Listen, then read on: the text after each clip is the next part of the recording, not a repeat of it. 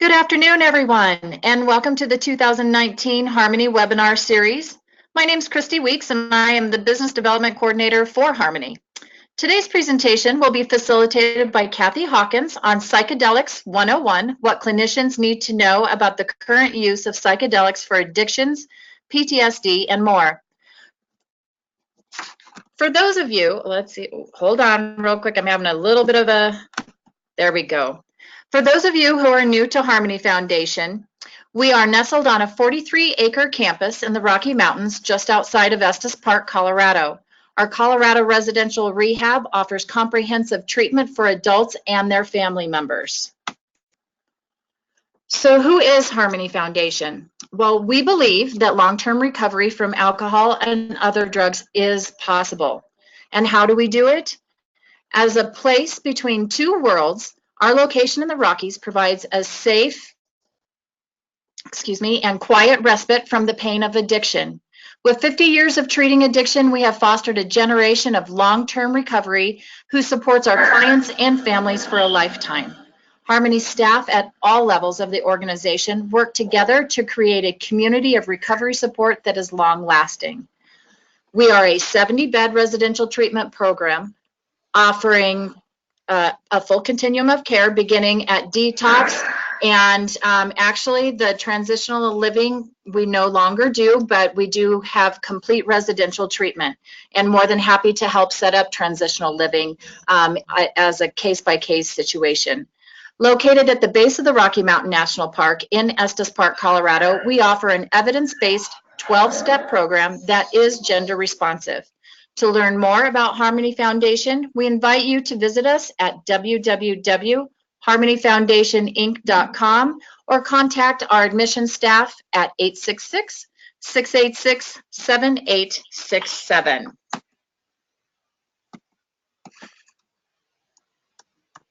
As we move through the presentation today, there are just a few housekeeping items to keep in mind.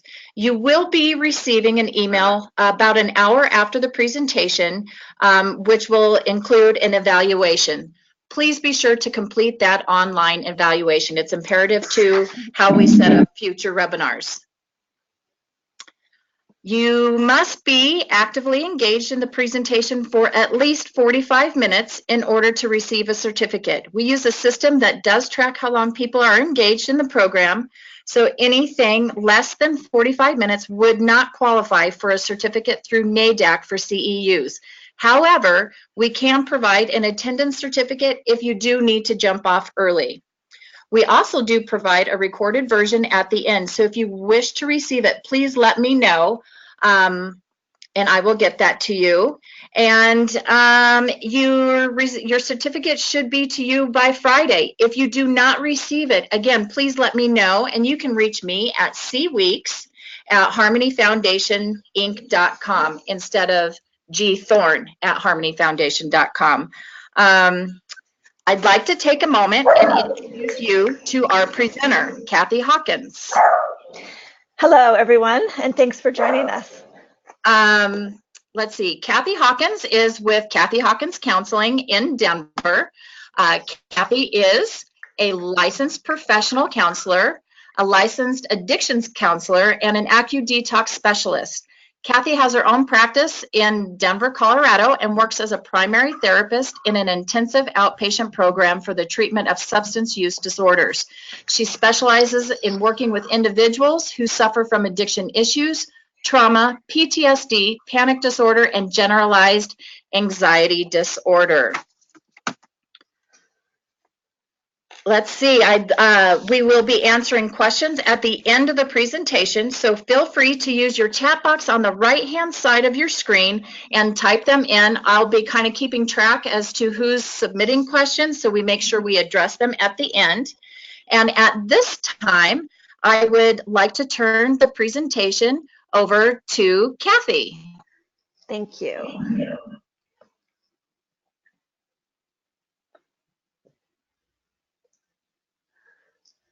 All right.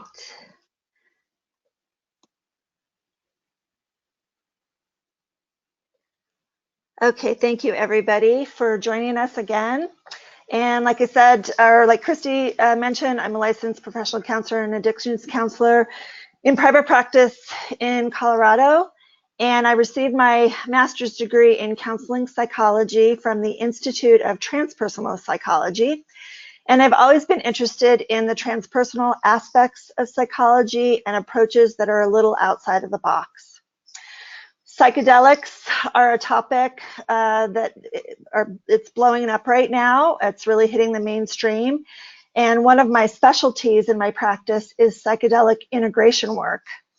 I did not set out for this to be a specialty, but it kind of fell in my lap. Let's see here.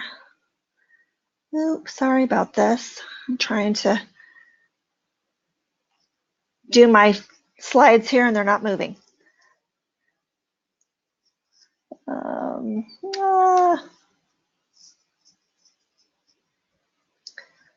Okay, here we go. I'm sorry.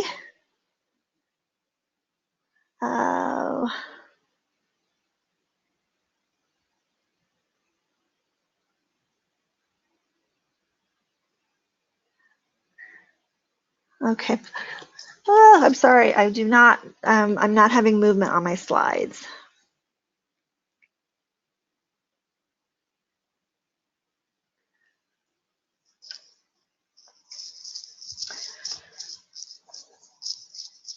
Well, I'm going to continue talking for the moment. Let's see here. Hold on.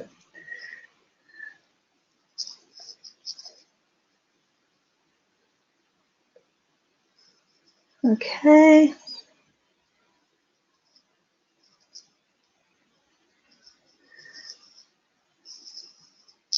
Okay, sorry about that. Here we go. Okay, so anyway,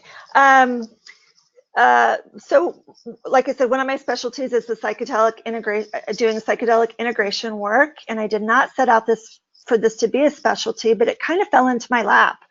I had a lot of clients that would come in and I'd see them for a few sessions, and then they would share that they were either thinking about having a psychedelic experience, or they had a psychedelic experience that they wanted to talk about, but especially because they wanted to try it because of all the buzz right now, and because most psychedelics are illegal. They didn't want to wait, and so they wanted to try them on their own. So I didn't have a lot of knowledge, so I set out and I learned as much as I could. And one of the founders of my school, which is James Fadiman, he has written a book called The Psychedelic Explorer's Guide, and so I consulted with him quite frequently as well, and I learned there were a lot of important things that I needed to know as a clinician. So then I was invited to facilitate a psychedelic integration group for the Psychedelic Club of Denver. And I had never done anything like that, but I thought, why not? I'm up for it. So it was very interesting. I did it for about a year, and some of the people that showed up did psychedelics recreationally, but a lot of the people that showed up, they had trauma history, and they had been reading about psychedelics, and they've never used psychedelics before in their lives, but they wanted to find out more. And what I found was there was a lot of bad information out there, and a lot of things that they weren't thinking about that were important things to consider. And so I did a lot of psychoeducation, and I came at it from a harm reduction place. And I think the important thing that I found out, which is why I wanted to do this presentation, was one thing, a commonality. They had gone to other therapists, and they shared that they were using psychedelics, or that they wanted to microdose, or that they wanted to go do an ayahuasca ceremony in Peru. And a lot of the therapists had no idea what they were talking about. And then a lot of therapists shamed them about using psychedelics. And so they would never go back, and they didn't want to see a therapist. They were really reluctant to seek out additional help And so that's kind of dangerous when you've got people that have trauma history and they're wanting to do psychedelics and they're desperate for some kind of help and they don't have anybody to talk to about it. So that is why I decided that I wanted to do this. And as we get started, I'd like to put a few questions out there just for you to think about as we're going through this. First of all, how much do you currently know about psychedelic-assisted psychotherapy? Second, what would you tell a client who came in and wanted to do an ayahuasca retreat in hopes of healing their childhood trauma and PTSD? How would you react to that? What guidance would you give them? And finally, how do you feel about the prospect of psychedelic-assisted psychotherapy, especially with addictions counselors or people that work in an addiction setting? You know, is this in conflict with addiction treatment? So it's just an important thing, a couple important questions to consider. Okay. And I wanted to mention, this is not a presentation to sell you on using psychedelics or to tell you that they're horrible and nobody should ever use them. It's just strictly to educate you. So if a client comes in, you'll have a little bit better understanding of what's going on and where you can turn to get more information and more resources. All right, so what is psychedelic-assisted psychotherapy? So using psychedelics in conjunction with psychotherapy puts clients into a non-ordinary state of consciousness in order to break down defense barriers that commonly show up in regular psychotherapy sessions. And sometimes psychedelics are used to achieve ego dissolution that allows for a different perspective in relation to long-held limiting beliefs in relation to varying mental health problems. There's a misconception that people just take some LSD or psilocybin or MDMA and they're cured, you know, one trip and I'm cured. This is not what the actual research and studies look like. Participants are thoroughly screened to find out if they're good candidates for this type of therapy. If a history of psychosis or dissociation or even cardiovascular issues are present, the person might not be a good candidate, and people doing this on their own don't even think about these things. Another aspect of this therapy is the psychological prep work that takes place. Many therapy sessions are conducted prior to the actual ingesting of the psychedelic, and then integration sessions are held after the psychedelic experience. For instance, with MDMA-assisted therapy for PTSD, they do a few sessions prior to ingestion, and then they'll do the psychedelic experience and then an integration session the next day. And then they wait another month, 3 weeks to a month before they do another ingestion. And they do between 3 and 4 ingestions of MDMA. And there's therapy all in between those stages. So people are getting the support that they need. Again, it's not just going in your friend's basement and doing MDMA and you're cured of your PTSD. It doesn't work that way, but a lot of people think it does work that way, that are doing it on their own. Psychedelic-assisted psychotherapy is conducted in a safe space and facilitated by trained professionals who are prepared to deal with any concerning situations that might arise. Patients are monitored throughout the experience, and every detail has been extensively planned out to counter potential adverse reactions. So next, I want to go over a brief history of psychedelic use, specifically in a therapeutic application. So humans have used psychedelics longer than we can imagine. Almost every culture in every part of the world has used some sort of psychedelic plant for ritual or healing throughout history. Actual research of psychedelics began during World War II with LSD, when it was sent to psychologists and researchers who were told that it mimicked psychosis. Experimentation with LSD began during this time, but a lot of it was misguided and unethical because no one really understood how it worked. Experimentation continued, and research was published in the 50s and 60s showing the promise of the use of psychedelics in conjunction with psychotherapy. By 1960, research increased and journal articles were being published, and they even started conferences on psychedelic psychotherapy, and researchers met and exchanged information as the field continued to grow. Psychedelic research demonstrated LSD's promise in helping people with addiction and many trauma-related illnesses, but it was a difficult drug to work with, and some people had really bad reactions, including psychosis. On another, going away from LSD, there was a psychedelic chemist named Alexander Shulgin, and he introduced MDMA to psychologists in the early 1960s. Shulgin was using MDMA with couples in therapy, and he found that MDMA helped couples lower their defenses so they could actually have productive conversations with each other.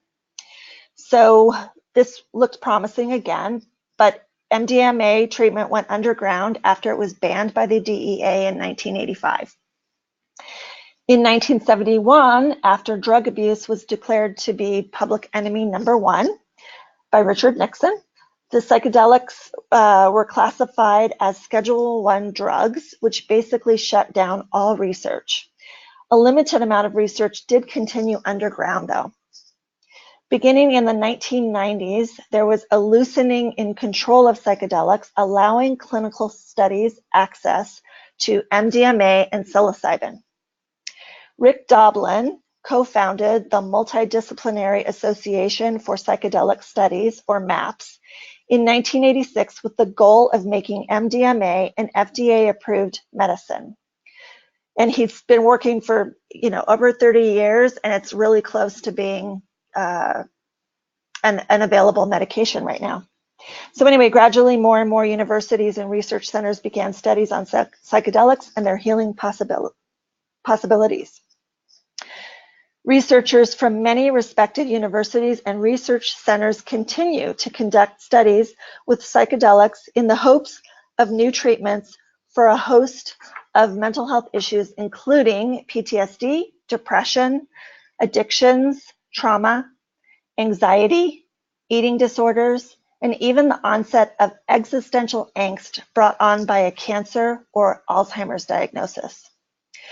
Current studies now include, but are not limited to, using psilocybin for smoking cessation, psilocybin to alleviate depression and anxiety, LSD as a treatment for alcohol dependency, ibogaine therapy for drug addiction, psilocybin for anorexia nervosa, psilocybin as a treatment for cocaine dependence, MDMA for social anxiety in autistic adults, and ayahuasca therapy for trauma and addiction. So they're doing, it's kind of blowing up right now. They're doing all kinds of different studies with different issues to see what works and what doesn't. And they're even doing studies, psilocybin versus LSD, which is more effective, which isn't.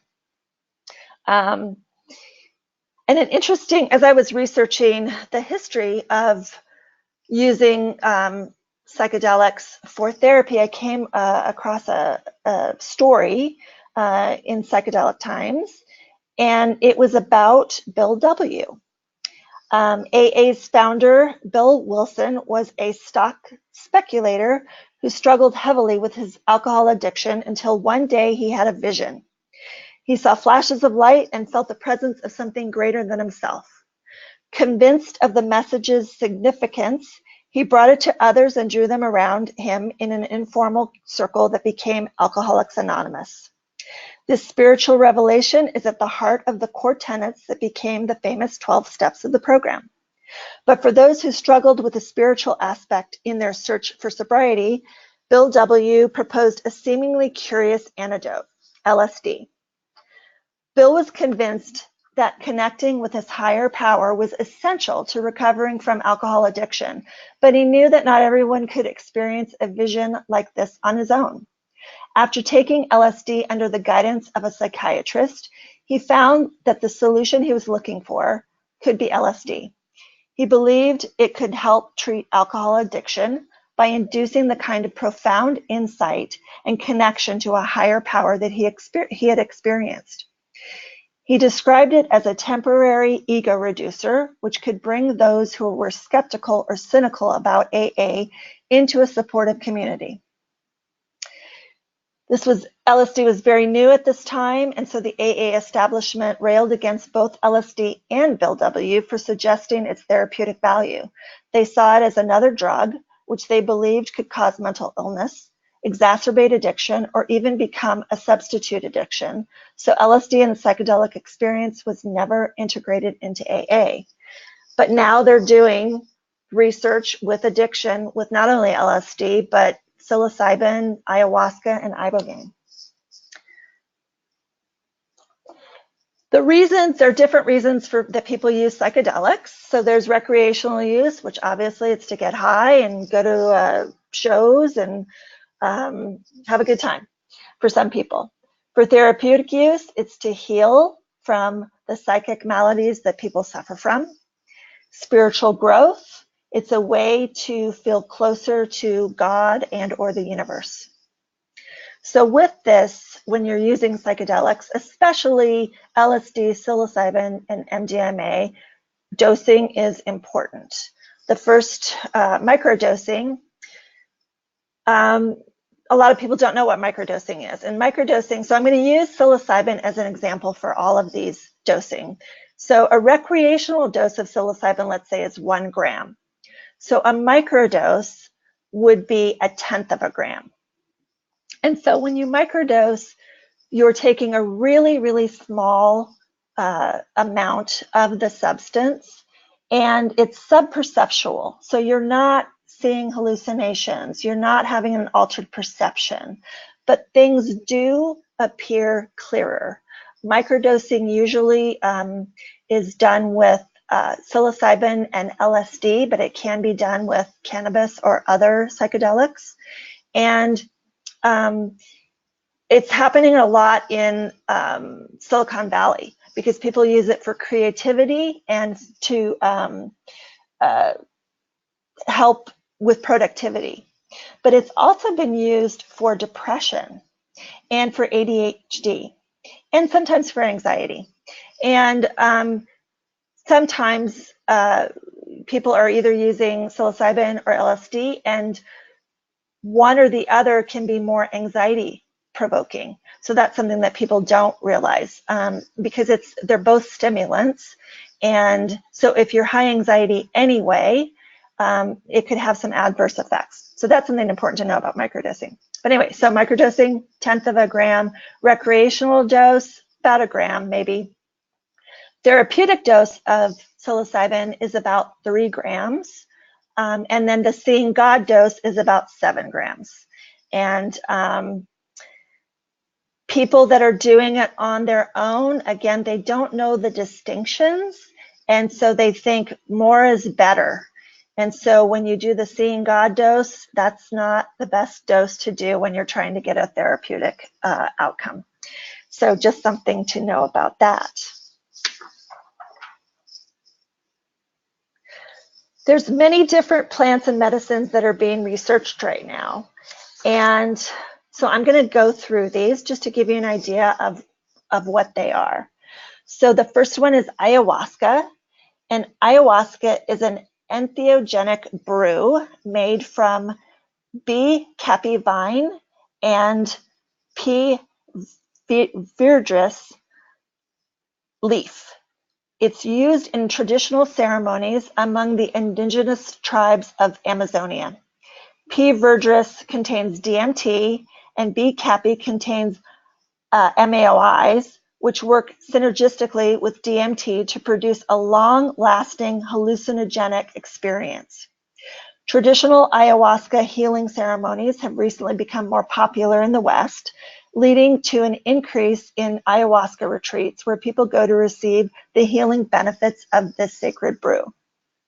Current studies have shown that ayahuasca therapy can be effective in the treatment of depression and addiction. Cannabis, although it remains a federally controlled Schedule I substance in the U.S., it's legal for medical and/or recreational use in a growing number of states. Substantial evidence drawn from years of clinical research support its use as a treatment for nausea and vomiting in chemotherapy patients, appetite loss and wasting syndrome in cancer patients, and spasticity in multiple sclerosis patients, and neuropathic or chronic pain such as fibromyalgia. Cannabis research is currently being conducted for the use in treatment of PTSD along with anxiety and insomnia relief. Ibogaine, or iboga, is a naturally occurring psychoactive indole alkaloid found in plants in the Apocynaceae family. Sorry for my pronunciations. Such as in the iboga plant, and the highest concentration of ibogaine is found in the root bark.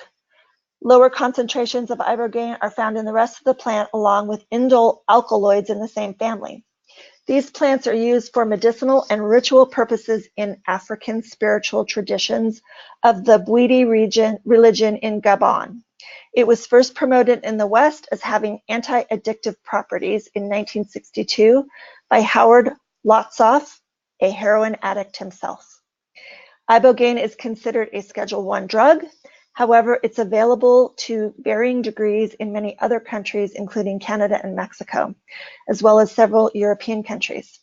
It's primarily used in treating addiction for opiates and other highly addictive drugs, though it's also becoming more common as a tool for personal and spiritual development. Recreational use of ibogaine is nearly non-existent because the experience is so intense and unpleasant. Ketamine is a general anesthetic with powerful dissociative and psychedelic effects. Although it's known more as an anesthetic for animals, ketamine is used on humans as well.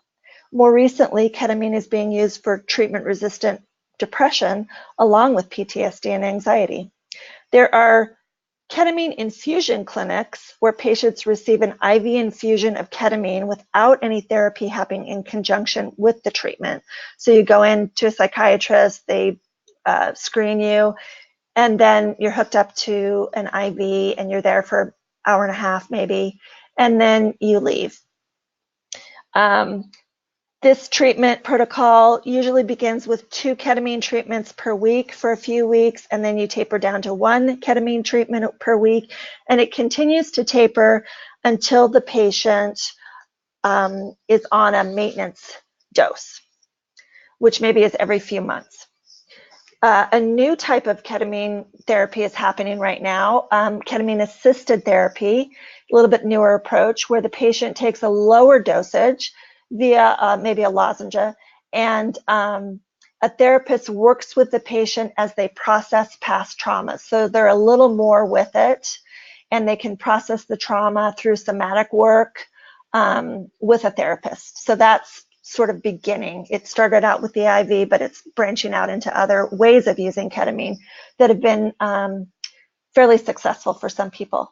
Ketamine is a Schedule III drug, but there's not a lot of research happening right now because it's already been approved by the FDA, and so there's not a lot of money to go into more research. All right, LSD is a psychedelic drug derived from a chemical in rye fungus. It's best known for its use during the counterculture of the 1960s, and its resulting prohibition gave it a mostly negative reputation. LSD is an extremely powerful hallucinogen and it can have immense therapeutic, spiritual, and cultural potential in treatment. MDMA, commonly known as ecstasy or Molly, is primarily a recreational drug, or was, that causes euphoric feelings, increased empathy with others, and enhanced sensations. Sounds and colors are often experienced more intensely, making MDMA a popular recreational drug at raves and music festivals. Currently, MDMA is in phase 3 clinical trials. So this is the closest psychedelic right now that could be legalized soon. So it's in clinical trials right now for its use as a therapeutic aid in the treatment of PTSD, and has been granted breakthrough therapy status by the FDA, which basically means before it's approved by the FDA, it can actually be used under really strict controls and criteria to help people before it's approved. And it's going in that direction right now. They're calculating maybe by this summer it'll be approved for breakthrough therapy. MAPS is currently taking applications right now for clinics to administer MDMA therapy and applications for individuals to be trained as psychedelic assisted psychotherapists. And it's all really spelled out. There's a lot of criteria for the clinic and what it needs to have, and then the training for the people that are going to administer the MDMA therapy. I think the last quoted price was about $7,500 for training, and then $1,000 for supervision after that. And while this is happening, while it's in breakthrough therapy status, all sessions are videotaped and reviewed by MAPS. So just to give you a little insight in that. Let's see here, moving on to psilocybin, or magic mushrooms. And that is the name given to fungi that contain psilocybin, a naturally occurring psychedelic compound. There are more than 180 species of mushrooms that contain psilocybin or its derivative psilocin. Psilocybin mushrooms have a long history of use in Mesoamerica in spiritual and religious rituals, and are currently one of the most popular recreational psychedelics in the United States and Europe. Psilocybin research is currently underway to treat a wide variety of ailments and disorders, including cluster headaches, obsessive compulsive disorders, anxiety, depression, and addiction. And these particular drugs that I'm about to talk, there is some research with DMT, but not so much with the other two, but they come up a lot with people that are using psychedelics for therapeutic reasons. So DMT is a naturally occurring chemical found in both plants and animals, and it's the active hallucinogenic compound in ayahuasca. The Quechua name for a tea brewed from the shrub Citria viridis, which is used for ritual purposes by the indigenous people in the Amazon. DMT can be ingested in crystal form, where it's often smoked in a pipe. Taken in this manner, it produces a powerful but short-lasting hallucinogenic state that is considered one of the most intense psychedelic experiences that people can have. 5-MeO-DMT is a psychedelic of the tryptamine class, 4 to 6 times more powerful than DMT. It can be found in a wide variety of trees and shrubs, often alongside DMT and bufotenine. It's also found in the milky white venom of the Bufo alvarius toad, native to the southwestern United States and northwestern Mexico. So a lot of people are doing 5-MeO-DMT that way. And then kratom, or kratom, pronounced either way, is the common name for Mitragyna speciosa, a tropical evergreen native to the marshy jungles of Southeast Asia. It grows wild in central and southern Thailand, Malaysia, Indonesia, Myanmar, and elsewhere in the Pacific Rim. Kratom has numerous uses in folk medicine. Traditionally, the broad green leaves are brewed as a tea or crushed and swallowed with water. Kratom is legal at this time, although the DEA continues to threaten to ban it. Kratom can be purchased in local shops or on the internet. Kratom has both stimulant and sedative effects depending on the dose taken. In addition to recreational use, people use it for pain relief, anxiety, and opiate withdrawal.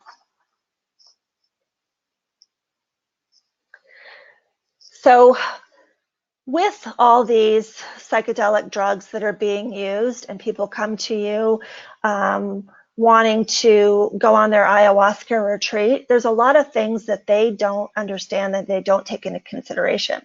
So with some drugs and medications, it's potentially dangerous to use ayahuasca and other plant medicines. A big one, other MAOIs, because ayahuasca is an MAOI. So if you're doing other MAOIs, that's an overload. With SSRIs or other antidepressants, it's an overload of serotonin, and it can cause serotonin syndrome. If you're on high blood pressure medication, especially ibogaine, there have been incidents of people having cardiovascular issues, heart attacks, heart failure, while on ibogaine. So that's a definite consideration that people need to think about. So if they're on other types of stimulants, they need to take that in consideration.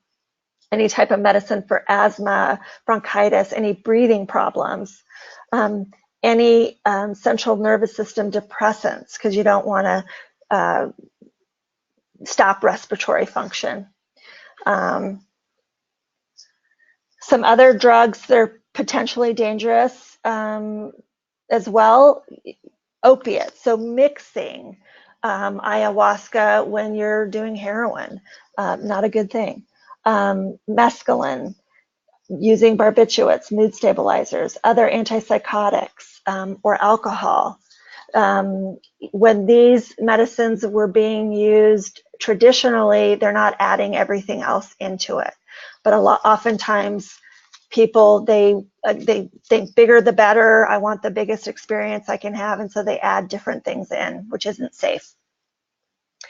Some illegal and recreational drugs can be extremely dangerous. So if you're mixing these plant medicines with cocaine or amphetamines, or MDMA, MDA, MDEA, and PMA, those are all stimulants. So you have to be really cautious with those. People have died. And then dextromethorphan.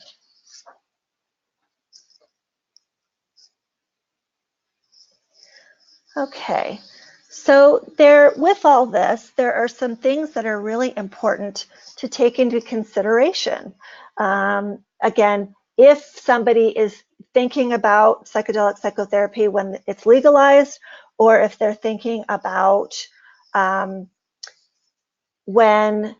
if they're going to do it on their own. So these are some things to consider. So set and setting. What is set and setting? Set is the mindset going into the experience. What are the intentions of everyone involved? Addressing the state of mind that's present before taking a psychedelic is really important. Psychedelics usually enhance a person's current state of mind, so it's important to make sure that a person is prepared as much as possible emotionally. That's why in research studies, they're doing the prep work beforehand. Setting, the actual physical place where the therapy is taking place. Is it comfortable? Is it clinical? Currently, in the ongoing studies, there are 2 therapists present that the client has been working with, and they've been doing it 1 male and 1 female. They're changing that up for expanded access, but they want to have 2 people there that the person feels safe with. MAPS and other test sites even have music playlists that work with the movement of the psychedelic experience to make it the most optimal for each individual. Making sure the space is private so that no one is walking in and out.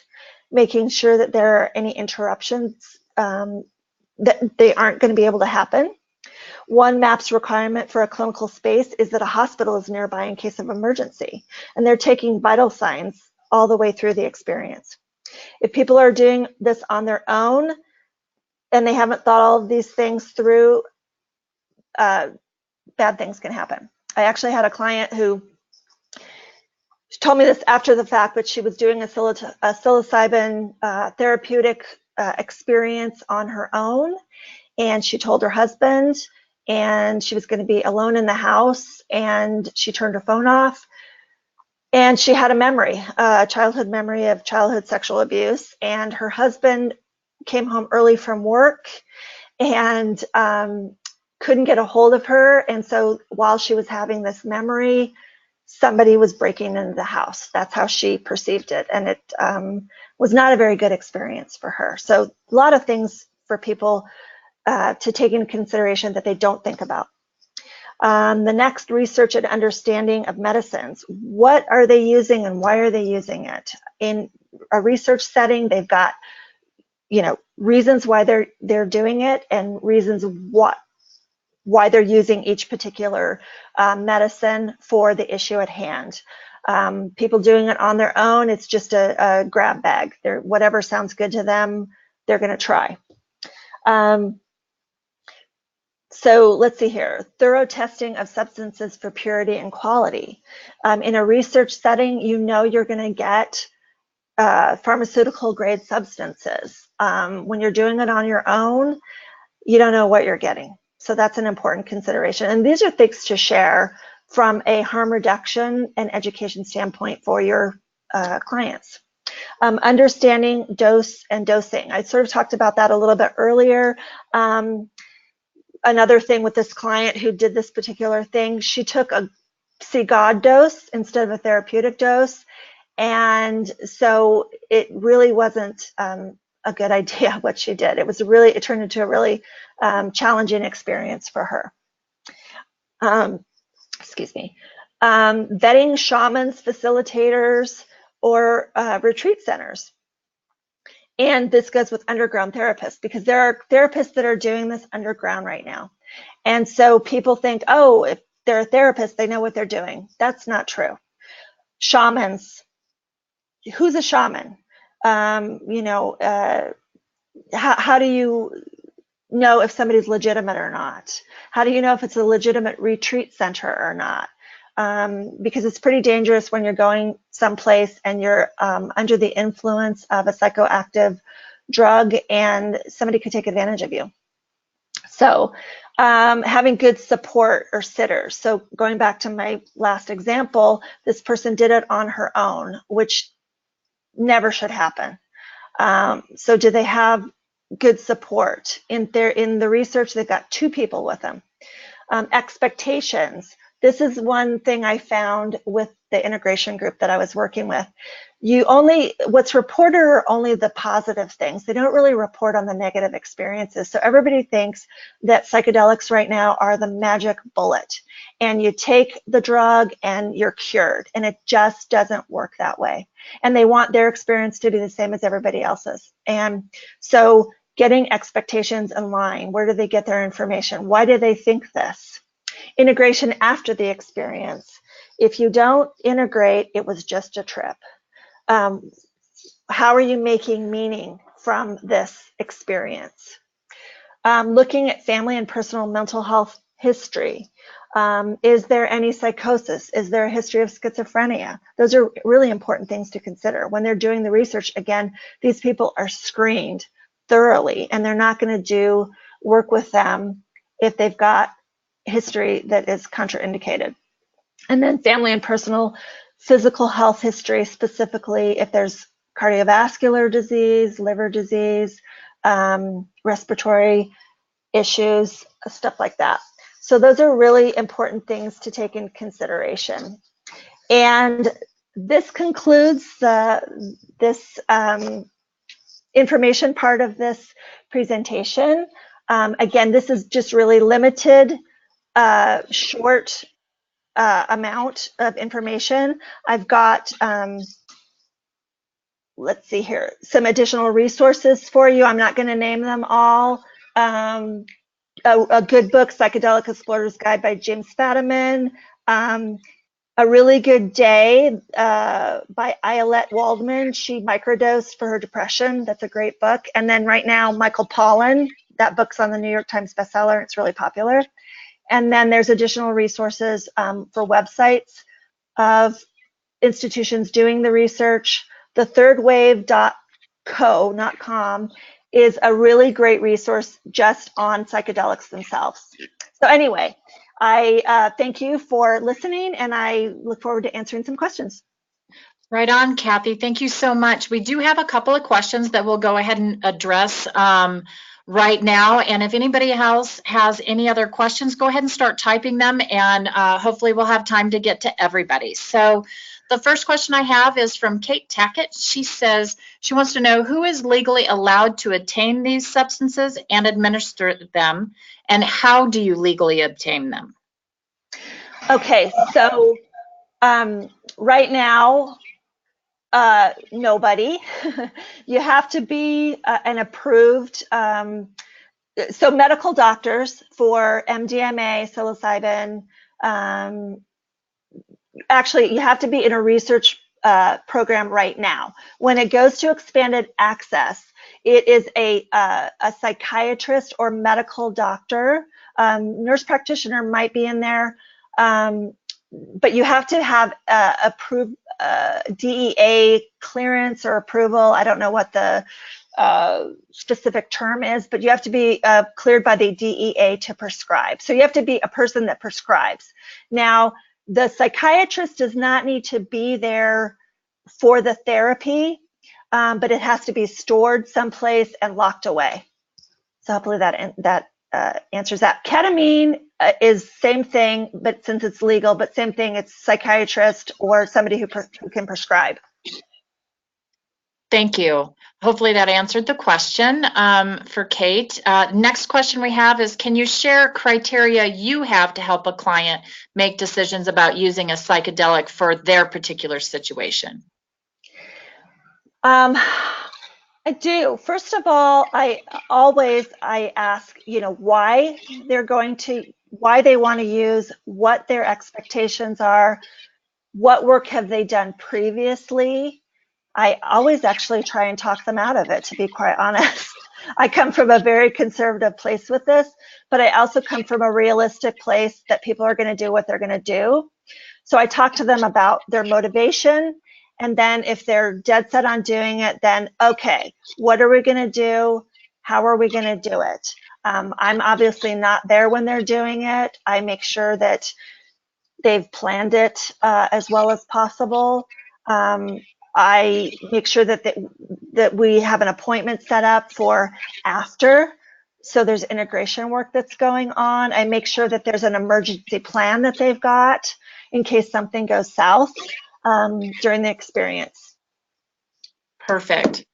Thank you. Our next question is, how do therapists know if they are real memories or if it's a hallucination? Now, the asker has left the group, but maybe this is a common question that other individuals may have. I think that's a great question, and it's just like any other memory with a client. There's no guarantee that it's a real memory.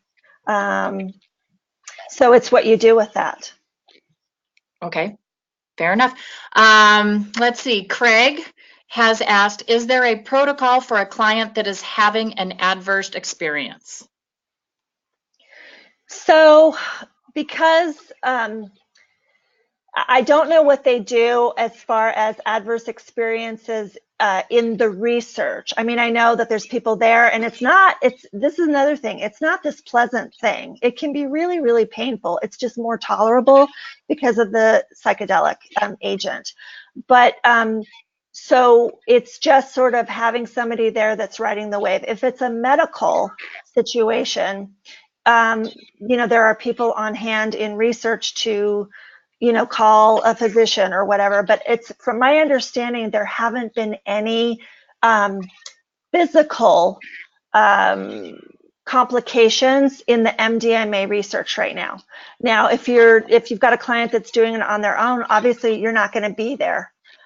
So that's why you want to make sure that they're not alone and they have safeguards set up in case something happens. Right. Okay.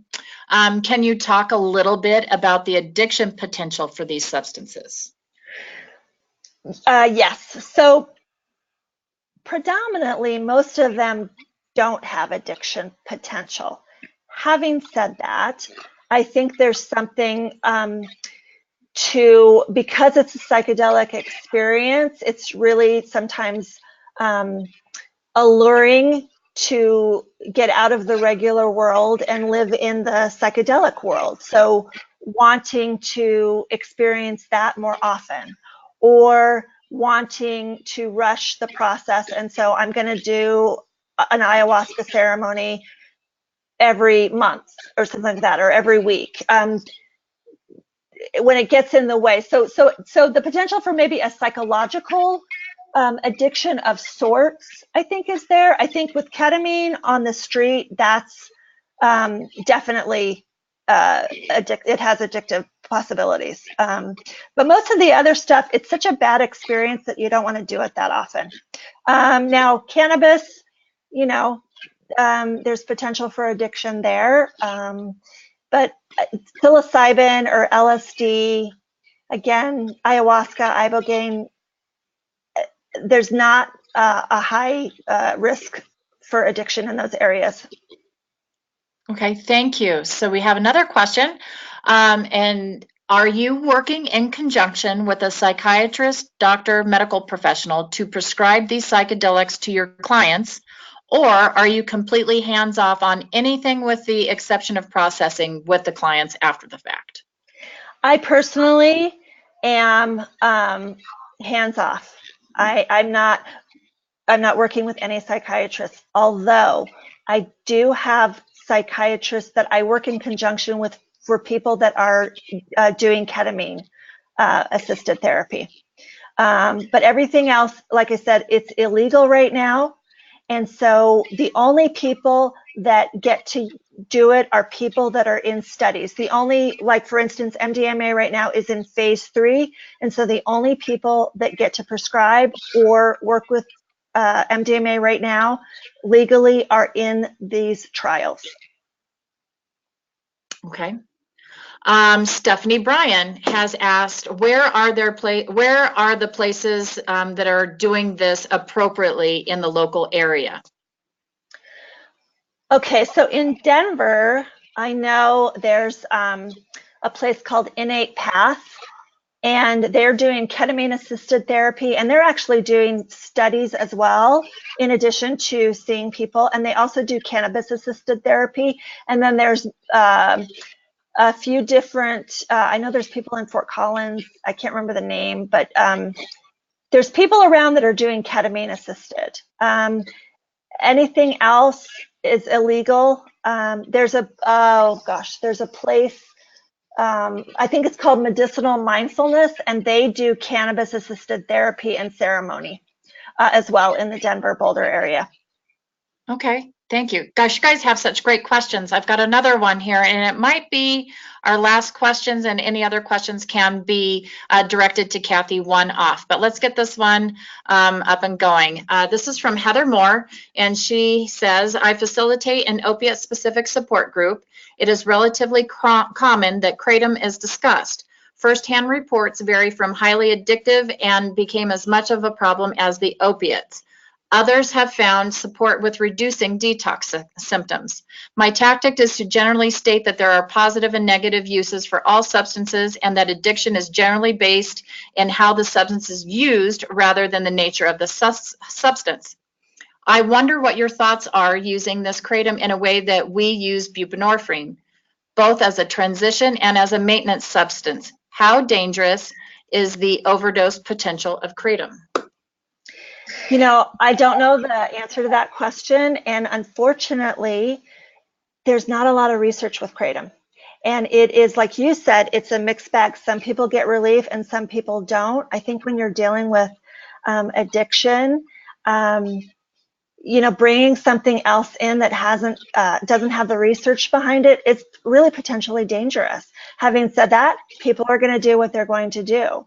And so, you know, I guess harm reduction and education is number one. And then how are they using, why are they using it? I had a client who he was using kratom, and he was also using ketamine, but not through by legal means. And so we talked about what he wanted to get out of it. How was he dosing? I mean, he was using it every day. And so I talked to him about, okay, when you're going to a ketamine therapy clinic, that's not how they're doing it. This isn't the dose that they're using. So it's sort of really examining how they're using it, why they're using it, and going from there. Ultimately, it's their choice. Again, I come from a very cautionary side and then a harm reduction side. Right. Well, let's do one more just for fun, because we had a lot of questions. It was great. What is the duration of psychedelic therapy and how many sessions does that include? This is from Mario. Okay, so with MDMA, that is like, I'd say roughly like 3 months, and 3 to 4 months, because you're taking it once a month and you're doing like sessions before and then after. I know with like, for instance, research for using psilocybin for